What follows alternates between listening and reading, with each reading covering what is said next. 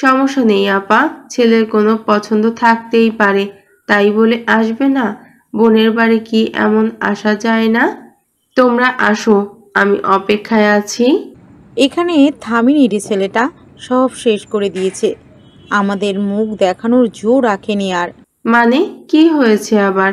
আমাকে খুলে বলো প্লিজ, কিছু বুঝতে পারছি না। তোর ননদের মেয়েকে নাকি ভালোবাসি সে অনেক আগে থেকে, ওকে বিয়ে করবে বলেছে। আমি এখন কি করব তুই বল? আমার এত শান্ত আর বাধ্য ছেলে কোনো দিন আমার আর তোর ভাইজানের কথা অমান্য করেনি, না কোনো বেয়াদবি করেছে। আজ এইভাবে আমাদের মুখ ডুবাবে ভাবতে পারিনি। এখন আমি যেই বাড়ির মেয়েকে প্রত্যাখ্যান করেছি, ওই বাড়িতে আরেক মেয়েকে কিভাবে চাইবো তুই বল? তোর শাশুড়ি, স্বামী, ননদ তারা এসব অনাচার মানবেন? ওনার কথা শুনে সবাই আবার হতচকিত হয়, একে অপরের দিকে তাকায়। মানে কি হলো আবার? হঠাৎ হঠাৎ এই একে ও তাকে বিয়ে করবে বলছে। ছেলেগুলোর মাথায় গন্ডগোল নাকি? আগে থেকে বলে রাখলে কি সমস্যা? শেষ মুহূর্তে এসে এক একজনকে বিয়ে করবে বলে জেদ ধরেছে। আশ্চর্য। তুরাগরা দুই ভাই এক বোন, বোন সবার বড়, বিবাহিতা, এক ছেলে এক মেয়েও আছে তার। তুরাগ মেজো আর দিথির কিছুটা বড় এক ভাই আছে। তুরাগের বোন, বোন জামাই, পিচি দুই ভাগিনা ভাগিনী, ছোট ভাই, বাবা মা আর এক ফুপি এসেছে সরোয়ার বাড়িতে। তারা প্রত্যেকে ভীষণ লজ্জিত ছেলের এমন কাণ্ডে। বেশ কয়েকবার ক্ষমা চেয়েছেন, তবে আজকে যদি তুরাগ এমন কিছু না করতো তাহলে এই পরিস্থিতিতে তাদের পড়তে হতো, এটা ভেবে দীর্ঘশ্বাস ফেলেন মিসেস আয়েশা আমিন। ওনার বোনের পরিবার প্রথমে ইতস্তত করলেও বাড়ির সদস্যদের স্বাভাবিক আর সুন্দর আচরণে তার বেশিক্ষণ থাকে না। ভীষণ সুন্দর আর আনন্দময় একটা ফ্যামিলি টাইম কাটে তাদের। এর মধ্যে অয়ন্তীকে জানানো হয়েছে আজকে দেখতে আসাটা ক্যান্সেল বিশেষ কারণে। তবে অ্যাজ ফ্যামিলি তারা অবশ্যই আসবে। অয়ন্তী প্রস্তুতি নিয়েছিল বলে কি না কি হলো ভেবে একটু দ্বিধান্বিত ছিল। তবে সে আর মেহেরিন দুজনেই পরিবারের সাথে ভীষণ ভালো সময় কাটায়। বাড়িতে যেহেতু অনেক তোড়জোড় ছিল, তাই হঠাৎ দেখার বিষয়টা ক্যান্সেল কি কারণে হয়েছে তা অয়ন্তীকে না জানালেও তার টেনশন হয়। ইশিকে জিজ্ঞাসা করেছে, সে জানে না বলেছে। দিদির কাছে যেহেতু সব সময় খবর থাকে, তাই অনেক আশা নিয়ে তাকেও জিজ্ঞাসা করেছিল। কিন্তু অন্তিক ভাইয়া তাকে ভীষণ পরিমাণ স্টাডি করিয়েছে। অয়ন্তী আপু কিছু জানতে চাইলে ধূপধাম মুখ না চালাতে, তাই সে কষ্ট করে হলেও হজম করে নেয় মুখে আসা কথাগুলো, জানায় না বোনকে।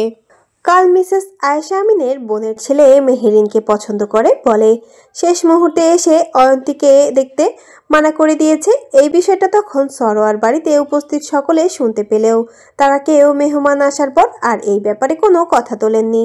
মিস্টার মাহমুদ আর মাহাদের বাবা মানা করে দিয়েছিলেন ওনারা কেউ যেন নিজ থেকে মেহমানরা আসলে তাদের সাথে এই বিষয়ে কথা না তোলে। এমনকি মিসেস আয়েশা আমিনকেও মানা করা হয়েছে। তখন ফোনে ওনার বোনের কথা শুনে বোঝা গিয়েছে মহিলা ভীষণ চিন্তিত, সাথে লজ্জিত। এমনকি ওনার স্বামীও। তারা যেন আগে ছেলের সাথে এত কিছু নিজেরা ক্লিয়ার করেনি, সমস্যা তা নিয়ে আলোচনা করতে পারে সেই সময় দিয়েছেন মূলত। বাবা মা হিসেবে ছেলের মেহেরিনকে চাওয়া কোনো সমস্যা আছে কিনা সেসব আগে নিজেরা ক্লিয়ার হোক, তারপর এই ব্যাপারে এগোতে ইচ্ছে করলে না হয় নিজেরাই এসে প্রস্তাব দেবে, এমনটাই ভেবেছেন তারা। তাও যদি কোনো রকম দ্বিধা কাজ করে তাদের মধ্যে, তাহলে তখন ওর জন্য মিসেস আয়েশা আমিন তো আছেন। উনি মধ্যস্থতা করে সবার জন্য না হয় বিষয়টা সহজ করে দেবেন। আর তাছাড়া সম্পূর্ণ ব্যাপারটা তারা নিজেরা জেনেছে মাঝ রাস্তায়। ছেলের সাথে নিশ্চয়ই এখনো কোনো রকম বোঝাপড়া করতে পারেননি। ওনাদের এই সময়টুকু দেওয়া দরকার, এজন্যই মূলত সবাইকে মানা করা হয়েছে এই বিষয়ে কথা না তুলতে। মেহমানরা এসে সবার সাথে ভালো একটা সময় কাটিয়ে চলেও গিয়েছে, কিন্তু সরোয়ার বাড়িতে এর মধ্যে আর একটা ঘটনা ঘটে গিয়েছে। মাহাদের বাবা আর অন্তিকের দাদি অয়ন্তীকে সব জানিয়ে মাহাদের সাথে আজকেই কাজী ডেকে বিয়ে পড়িয়ে দেওয়ার প্রস্তাব রেখেছে। মাহাদের বাবার যুক্তি, ওনারা এখানে নতুন বিজনেস লঞ্চ করার প্ল্যান করেছেন, এমনকি কিছু বিষয় নিয়ে কাজ শুরুও হয়ে গিয়েছে। এরপর পুরো বিজনেস স্টার্ট করলে তাদের বাবা ছেলের ভীষণ ব্যস্ত সময় কাটবে। এই তো কালও সারাটা দিন বাবা ছেলের মিটিং আর ক্লায়েন্টদের সাথে ডিল করতে করতে কেটেছে। রাতেও মিটিং ছিল, ছেলেটা বাবাকে বাড়ি পাঠিয়ে দিয়ে মাঝরাত অবধি নিজেই সব করেছে। আজকের দিনটা তো এভাবেই কেটে গেল। কাল একটা দিন সময় নিলেও পরশু থেকে আবার ব্যস্ত সময় কাটাবে তাদের। তারপর সেসব শেষ হতে হতে দেখা যাবে ওনাদের আবার লন্ডন ফিরে যাওয়ার সময় হয়ে গিয়েছে। চলে যাওয়ার আগে না হয় ব্যস্ততার মধ্যেও একটা দিন সময় করে বাড়িতে রিসেপশন করবেন। যদিও তাদের সব বিজনেস পার্টনার সহ মাহাদের বাবা ভাই বোনেরাও লন্ডনে সেটেলড, তাদের নিয়ে চিন্তা নেই। ওখানে গিয়ে সময় করে আরেকটা অনুষ্ঠান করা যাবে। এসব ভেবেই তিনি আজকে বিষয়টা পাড়িয়ে রাখার আর্জি জানিয়েছেন। যদিও ছেলে যে শুরু থেকেই এমনটা চাচ্ছিল তা তিনি বেশ জানেন, তবে ছেলের কথা মাথায় রেখে নয়, তিনি সার্বিক চিন্তা করেই এই প্রস্তাব রেখেছেন। শায়না বেগমও এতে সায় দিয়েছেন। ওনার মতে বাড়িতে জানাজানি হয়েছে ছেলে ও মেয়েটাকে ছোট বড় সকলের সামনে বিয়ে করবে বলে লাফাচ্ছে। এদের বিয়ে না দিয়ে আর মিশতে দেওয়ার দরকার নেই। যেখানে বড় ছোট সবার মাঝে এসব জানাজানি হয়েছে সেখানে বিয়ে না দিয়ে এদের সামনাসামনি আসতে দিতেও উনার আপত্তি আছে।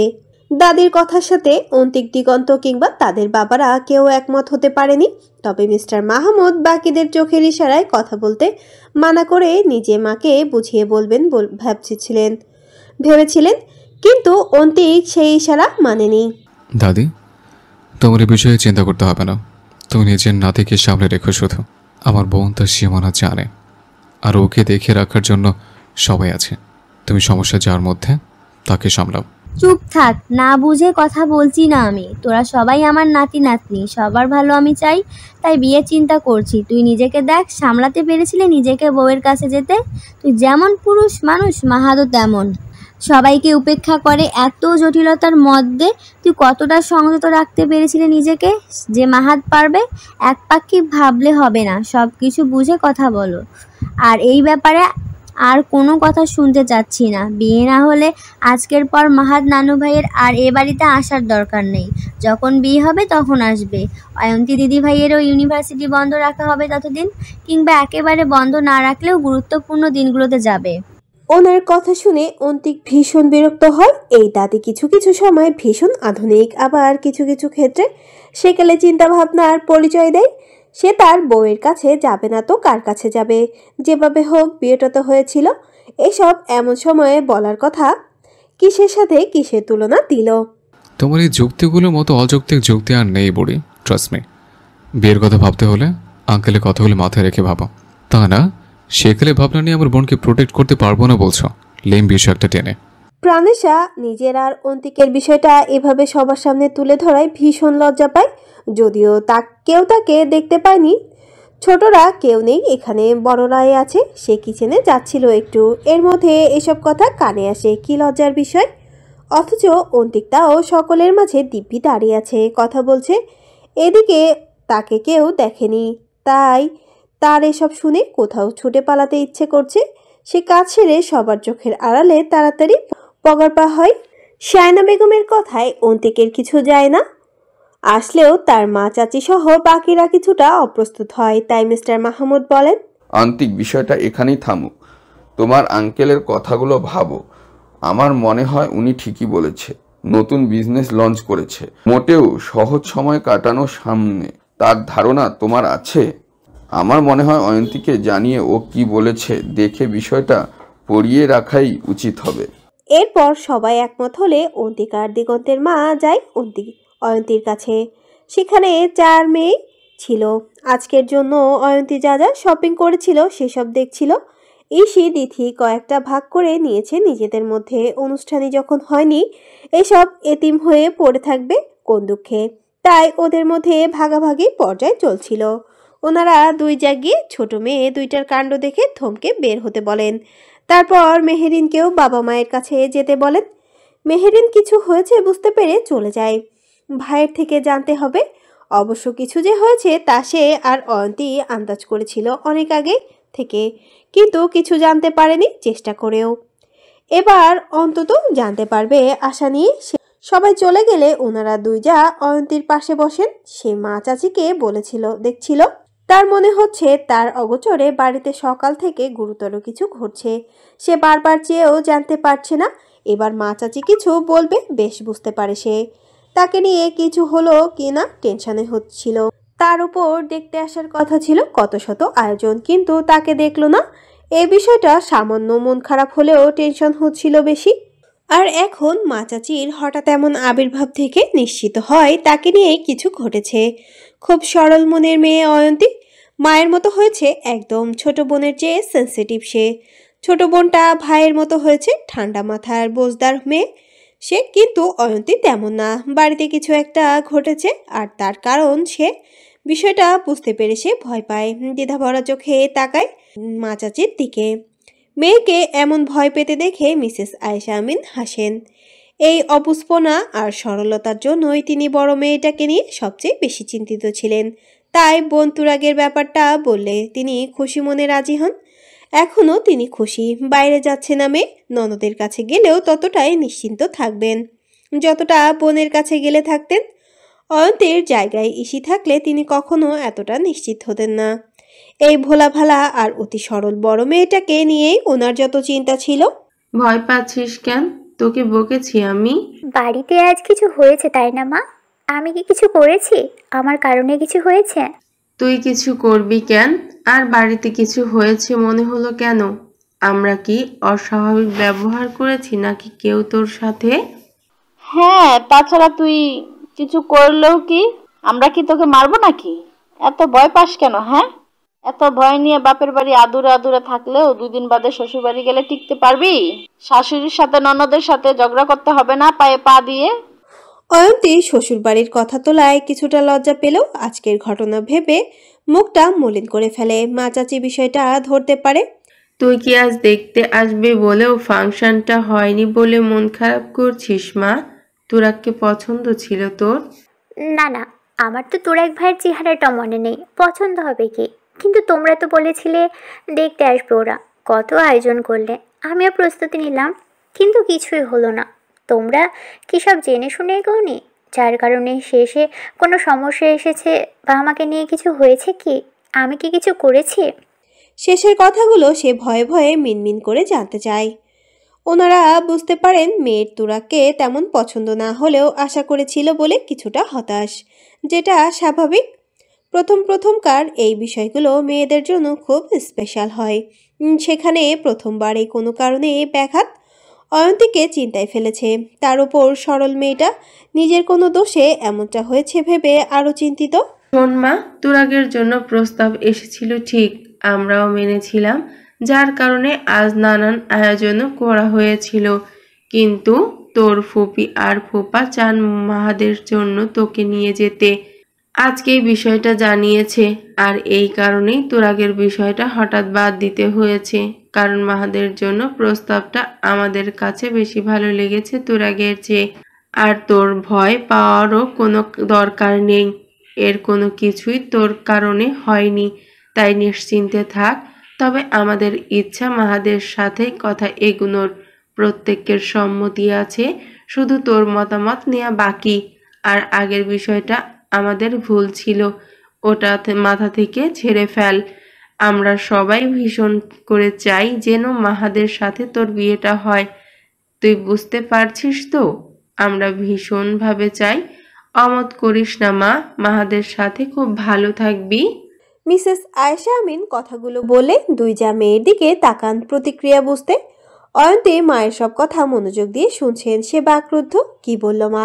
মাহাত ভাইয়ের সাথে বিয়ে মানে কিসের কি? মাহাত ভাই? ছি ছি, মা বাবা ফুপা ফুপি এসব ভেবে কিভাবে লজ্জার বিষয়।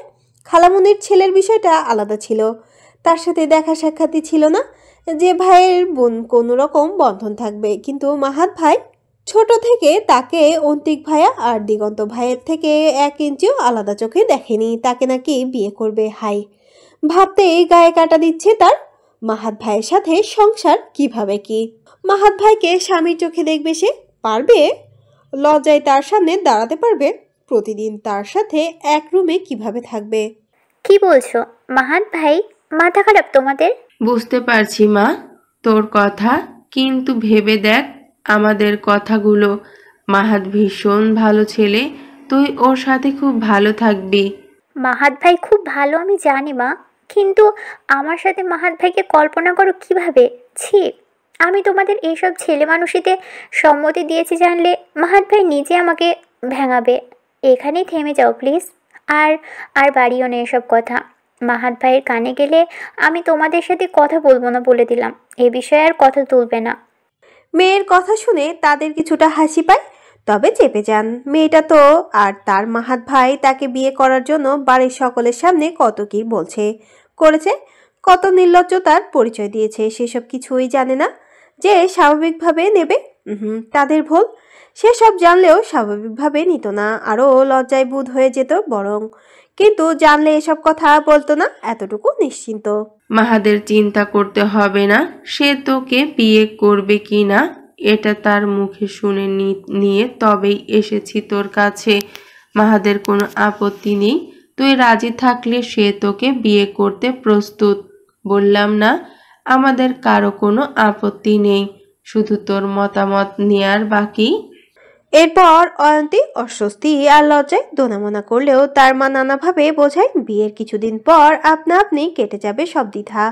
একে অপরের প্রতি শ্রদ্ধা আর ভালোবাসা জন্মালে কোনো রকম অস্বস্তি আর কাজ করবে না তাদের মধ্যে।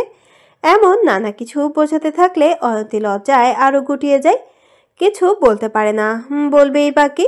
বাড়ির সবাই নাকি রাজি, তাই না করার উপায় নেই।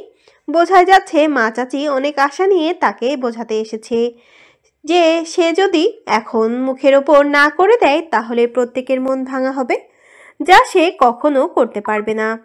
তাই তার নীরব সম্মতি পেলে তার মা চাচি বিষয়টা যে বিয়েটা সবাই আজই পড়িয়ে রাখতে চায় সে বিষয়ে জানান।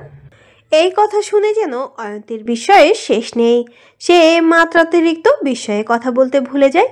ওর অবস্থা বুঝতে পেরে মিসেস আয়েশা মিন মাহাদার তার বাবা ব্যস্ততার বিষয়টা বুঝিয়ে বলেন, যার কারণে না চাইতেও তাদের হুট করে বিয়ে হওয়ার ব্যাপারে সম্মতি দিতে হয়েছে। আজকে বিয়ে হওয়া নিয়ে তার বাবা, ভাই, চাচা সবাই মত আছে শুনে অয়ন্তী চেয়েও আর কিছু বলতে পারে না, আবার তাকে নীরব থেকে সম্মতি দিতে হয়। এর মধ্যে বাবাকে রুমে আসতে দেখে সে লজ্জা পায় বাবাকে দেখেও। বাবা, মা, চাচা, চাচি, ভাইয়া এরা প্রত্যেকে তাকে মাহাত ভাইয়ের সাথে বিয়ে দিতে উঠে পড়ে লেগেছে। তার এসব বিষয় মাথায় চলাকালীন বাবার সম্মুখীন হতেও লজ্জা লাগছে। একটু পর বউ সেজে কিভাবে সবার সামনে যাবে, আর সবাই না হয় বাদ, কিন্তু মাহাত ভাই তার সামনে সে কিভাবে বউ হয়ে দাঁড়াবে, এত লজ্জা সে কোথায় রাখবে। মিস্টার মাহমুদ এসে মেয়ের পাশে বসেন। অয়ন্তী কোনো কথা বলেনি। মিস্টার মাহমুদ মেয়ের মাথায় হাত দিয়ে মায়ের সব কথা মনোযোগ দিয়ে শুনেছে কিনা জানতে চান। অয়ন্তী হ্যাঁ বলে উনি তার কি মতামত ছিল জানতে চান। অয়ন্তী নত মস্তিষ্কে মিনমিন করে আবারও হ্যাঁ বলে। মিস্টার মাহমুদ মেয়ের মাথায় হাত রেখে বোঝান যেন তাদের উপর বিশ্বাস রেখে এগোয়। মাহাত ভালো ছেলে, তার সাথে সুখে থাকবে, এমন আরও অনেক কিছু। অয়ন্তী সেসব মন দিয়ে শুনে একটা কথাই বুঝতে পারে, তা হলো বাবা মা খুব করে চায় তার আর মাহাত ভাইয়ের বিয়ে হোক। কিন্তু হঠাৎ সবার মাথায় তাদের দুজনকে নিয়ে এই ভাবনা এসেছিল কী কারণে? মনে প্রশ্ন থাকলেও কাউকে জিজ্ঞাসা করে না। সবাই চলে গেলে কিছুক্ষণ পর মেহেরিন আসে বিয়ের শাড়ি নিয়ে। তার মা বাড়ি থেকে নিয়ে এসেছিল নাকি আজ। মাহাত নিয়ে আসতে বলেছিল, যদিও মেহেরিন এ কথা তার হবু ভাবিকে জানায় না। তাকে তার মা সব জানিয়েছে। সে অবাক হলেও ভীষণ খুশি হয়। এমন কিছু তারা কেউ কখনো মাথাতেই আনেননি। কিন্তু হলে মন্দ হয় না, বরং খুব ভালো হবে। অয়ন্তী আর সে সবসময় প্রিয় বান্ধবীর মতো, তাই ভীষণ খুশি সে অয়ন্তীর ভাবি হতে না পারলেও অয়ন্তী তো তার ভাবি হলো। এসব ভেবে ভেবে সে খুশি মনে অয়ন্তীর রুমে আসে। তার মা তাকে সব বুঝিয়ে এসব নিয়ে অয়ন্তীকে বউ সাজাতে পাঠিয়েছে। রুমে এসে অয়ন্তীকে কথায় কথায় ভাবি ডাকতে শুরু করলে অয়ন্তীর লজ্জায় 16 কলা পূর্ণ হয়। এটাই বাকি ছিল। না সইতে পারছে এই মেয়ের মুখের ভাবি ডাক, আর না কিছু বলতে পারছে। লজ্জায় মাটির সাথে মিশে যেতে পারলে একটা কাজের কাজ হতো। তারপর মেহেরিন নানা ঠাট্টা মজার সাথে সাথে তাকে বউ সাজাতে শুরু করে। অন্তিকের মা চাচি যখন ইসিদিথিকে রুম থেকে বেরোতে বলেছিল তখন তার রুম থেকে বের হয়ে গেলেও একেবারে চলে যায়নি। সকাল থেকে এক একটা ধামাকা চলছে এ বাড়িতে। সেখানে মা চাচির হঠাৎ একসাথে আপুর রুমে আগমন নিশ্চিত স্বাভাবিক নয়, কোনো কারণ তো অবশ্যই আছে। এসব ভেবে দিথি নতুন কি কাণ্ড হলো বাড়িতে তা জানতে মা বড় মার কথা রুমে উকি দিয়ে শুনবে ঠিক করে। কিন্তু দিথির এসব ছেলে মানুষই স্বভাব থাকলেও ইসির নেই। সে মানা করে দেয়, এসব আড়ি পেতে কথা সে শুনতে পারবে না, জানিয়ে দেয়। দিথি যদিও মানেনি। জোর করে ওর সঙ্গ নিয়েছে। সে বলেছে তাকে আড়ি পেতে শুনতে হবে না, শুধু কেউ এদিকে আসছে কিনা নজর রাখলে হবে, আরে সে পাতবে। এসে বিরক্ত হলেও বোনের কথা অনুযায়ী যায়। সিঁড়ির কাছাকাছি গিয়ে নিচ থেকে কেউ আসছে কিনা নজর রাখে, আর দিথি কান পেতে উকি দিতে থাকে, কিন্তু বেচারি তেমন কিছু শুনতে পাচ্ছে না। এভাবে বেশ কিছুক্ষণ যাওয়ার পর ঈশিতার বাবাকে উপরে আসতে দেখলে দিথিকে ইশারা দেয়। দিথি তাড়াহুড়ো করে চলে আসে। তার আবার মন সবসময় পুলিশ পুলিশ করে, কাউকে লুকিয়ে কিছু করলে তাই ওখানে থেকে চলে যায়, যাতে বড় বাবার সামনে পড়তে না হয়, কারণ তাকে দেখলে বড় বাবা বুঝে যাবে যে সে লুকিয়ে কিছু করেছে। যদিও এই বুঝে যাওয়ার কারণে সে নিজেই উল্টাপাল্টা কথা বলে দেয়। মন পুলিশ পুলিশ থাকলে ভুলভাল কথা বলে ফেলে সে। তাই ইসিকে বলে সে নিজের রুমে ঢুকে পড়ে তাড়াহুড়ো করে। ইসি ওর কাণ্ড দেখে দীর্ঘশ্বাস ফেলে। মেয়েটা সবসময় এমন খুব চঞ্চল। এর মধ্যে বাবাও তার পাশ দিয়ে চলে গিয়েছে। তার মা চাচি এখনো আপুর রুমে কিনা জানতে চাইলে সে হ্যাঁ বলেছিল।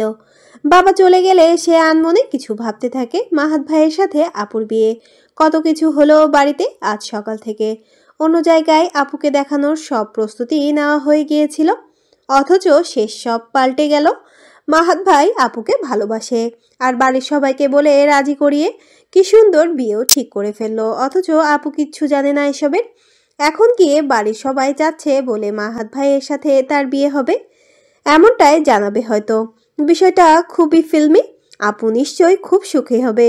মাহাত ভাইয়ের যা ভালোবাসা দেখলো আজ আপুর প্রতি, নিশ্চয়ই খুব ভালো থাকবে ভেবে সে মনে মনে হাসে। পাগল হয়ে গেলি নাকি? একা একা হাসছিস কেন? দিগন্তের আওয়াজ শুনে সামনে তাকায় সে। আনমনে হাঁটছিল বলে বাবার পেছন পেছন দিগন্ত ভাইও যে এসেছে তা দেখতে পায়নি সে। হাসতেও পারবো না? না, হাসতে তো বলিনি, কিন্তু পাগলের মতো একা একা হাসছিস কেন? মনে খুব রং লেগেছে না? লেগেছে তো, আমার বোনের বিয়ে, আর আমার মনে রং লাগবে না? বোনের বিয়ে তোর তো না? ওই একই। দিগন্ত ভ্রুকুচকে ওকে দেখে নেয়, তারপর ফোনের দিকে তাকে অন্যদিকে চলে যেতে নেয় আর ভাবে মনে রং লেগেছে নাকি মেয়েটার। এদিকে ভাইদের সবাই বিয়ে করে নিচ্ছে আর তার মনে রমণী এখনো তাকে বোঝে না, আফসোস। যদিও দিগন্তের ওকে বোঝানোর কোনো তাড়াও নেই, বুঝলেও ঈশিতার, না বুঝলেও ঈশিতার, এখানে কোনো ছাড় নেই। কাল রাতে হসপিটাল থেকে এসে ইশিকে কফি নিয়ে তার রুমে যেতে বলেছিল, আর ও কফি নিয়ে গেলে দিগন্ত ওকে চুল টেনে দিতে বলেছিল। কিছুক্ষণ মাথা ব্যথা করছিল বলে দিয়েও ছিল মেয়েটা, তাও সাধারণভাবে নয়। ওকে চুল টেনে দেওয়ার জন্য বিছানায় বসতে বলে দিগন্ত আস্তে করে ওর কোলে মাথা রাখে দেয়। ইশি তখন ভীষণ অপ্রস্তুত হয়। ও বসে বসে চুল টেনে দিতে পারবে বলে দিগন্ত সে কথা উপেক্ষা করে ওর হাত নিজের চুলে রাখে। ব্যাস, মেয়েটাও আর কিছু বলতে পারেনি। কিছুক্ষণ পর দিগন্ত নিজেকে সামলাতে না পেরে কামিজের ওপর থেকে নীরবে ওর পেটে ঠোঁট ছুঁয়ে দেয়। ইস্যু মিদি চিৎকার করে উঠলে দিগন্ত মুখ তুলে জানতে চায়, কি সমস্যা? সামান্য একটা কাজ দিয়েছি, তাতেও এত চিৎকার চেঁচামেচি করছিস কেন? ইসি দিগন্তের স্বাভাবিক কথা শুনে ভাবে ওসব তার মনের ভুল ছিল। মনে দ্বিধা নিয়ে শুকনো ঢোক গেলে তবে কিছু না বলে সে। তারপর দিগন্ত আবার ওর কোলে মাথা রেখে আস্তে আস্তে পেটে মুখ গুজে দেয়। ইসি সেসব আর ধরতে পারেনি। এসব মনে মনে সে সামান্য হাসে।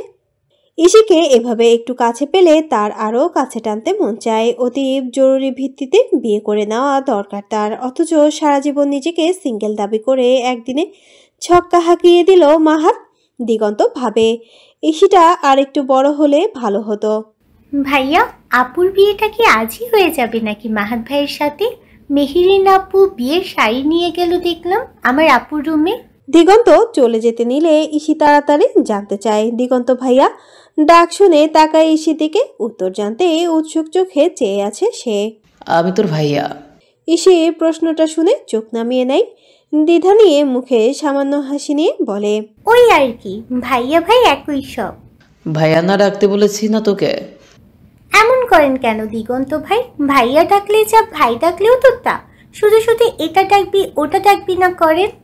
কিছুটা বিরক্ত হয়ে বলে ইসি। দিগন্ত ওর সে কথার উত্তর না দিয়ে আজকেই অয়ন্তী বিয়ে হয়ে যাবে তা জানায়। ইসি তার কথা শুনে প্রথমে চোখ বড় বড় করে তাকায়, তারপর খুশি মনে এক দৌড়ে অয়ন্তীর রুমের দিকে ছুটে যায়। মাঝে দিথির রুমের সামনে পড়লেও ওকেও ব্রেকিং নিউজটা জানায় ডাক দিয়ে। তারপর হুড়হুড় করে দিথিকেও রুম থেকে বের হতে দেখা যায়। দুজনের কাণ্ড দেখে দিগন্ত দুদিকে মাথা নাড়িয়ে চলে যায়। অয়ন্তীকে সাজিয়ে নিচে নামানো হচ্ছে। গাঢ় খয়েরি রঙের জর্জেট শাড়ি গায়ে। অয়ন্তীর শারীরিক গঠন এমনিতেও চোখে পড়ার মতো সুন্দর। শাড়ি পরলে ওর শরীরে তো ভীষণ ফুটে ওঠে প্রত্যেকবার। আজও তেমন, ঠোঁটে লিপস্টিক, গালে ব্লাশ আর আইলাইনার মাস্কারা ছাড়া তেমন বিশেষ কোনো ব্রাইডাল সাজ নেই। অল্প সময়ে তেমন কোনো সাজ দিতে পারেনি মেহেরিন, তবে যা সাজিয়েছে তাতে কোনো খুঁত রাখেনি। দামি দামি নানান জুয়েলারি পরানো হয়েছে।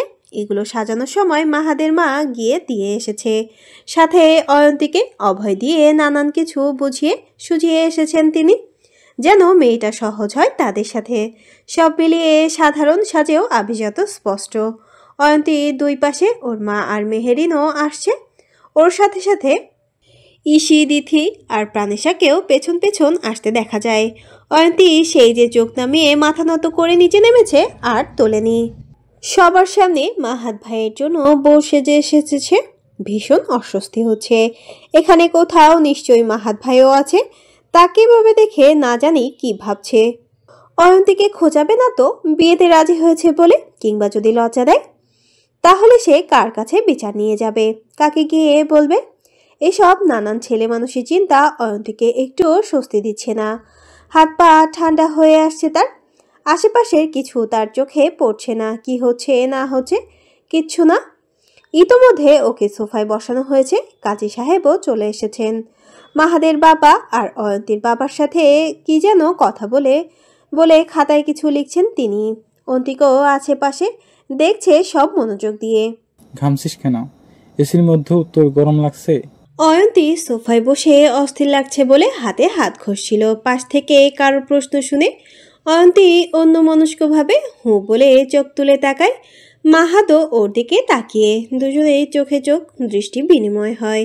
মাহাদ শুরু থেকে ওকে দেখছিল সিঁড়ি দিয়ে নামার সময় থেকে এখন অবধি।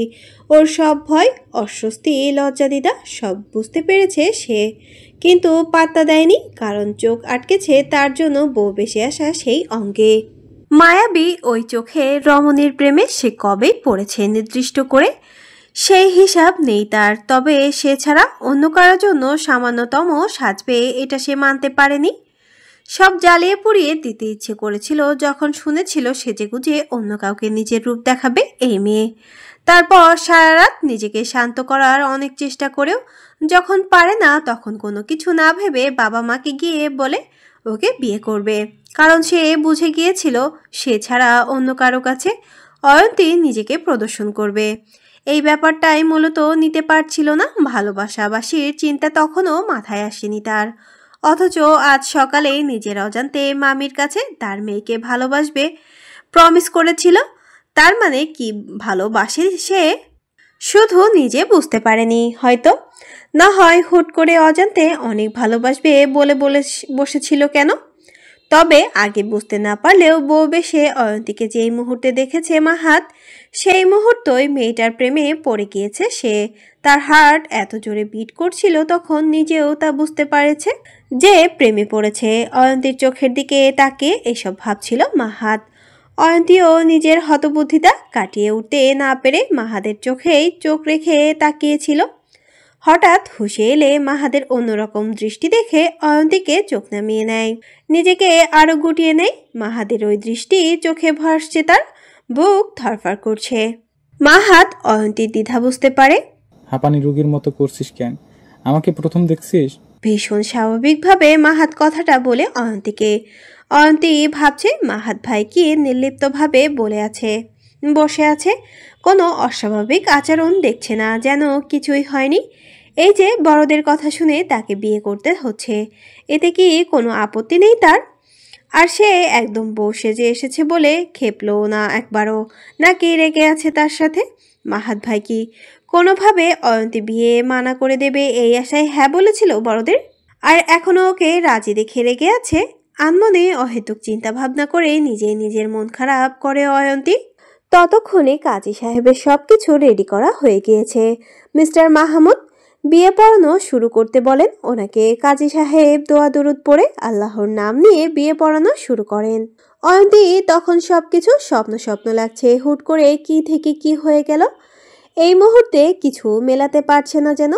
সকালে দেখতে আসবে বলেছিল, নিজেকে কতভাবে প্রস্তুত করেছে রূপচর্চা থেকে তাদের সামনে সুন্দরভাবে নিজের বাহ্যিক আচরণ প্রদর্শন চেষ্টা কোনো কিছু বাদ রাখেনি। কিন্তু ওর এত প্রস্তুতি সব কোনো কাজে এলো না, কারণ হুট করে শুনলো মেহমান আসবে কিন্তু ওকে দেখতে নাই।